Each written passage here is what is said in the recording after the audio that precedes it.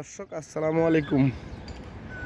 আপনারা তো আগেও আমার এই আম গাছটার আম দেখেছেন। একটু কালারটা দেখুন, সূর্য ডিম যেটাকে বলা হয়, খুব সম্ভবত এইটাই।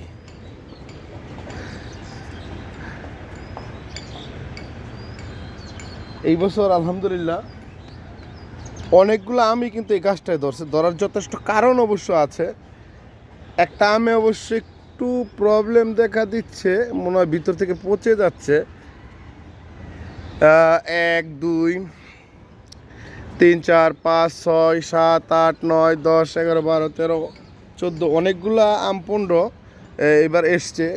গতবার এইটা ড্রামটা ছিল না এত বড়, ছোট্ট একটা ইয়েতে ছিল, যার কারণে এবার কিন্তু ড্রাম চেঞ্জ করার পরে মুখগুলো ভালো আসছে এবং ফলগুলো কিন্তু খুব ভালো দেখা যাচ্ছে।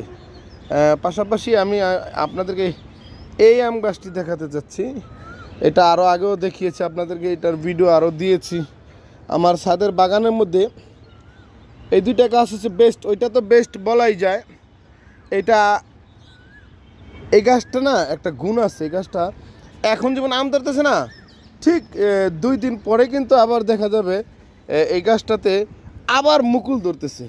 কিন্তু এবারে আমগুলো একটু কীরকম যেন দেখাচ্ছে। যাই হোক, এটা মানুষে করছে খুব সম্ভবত।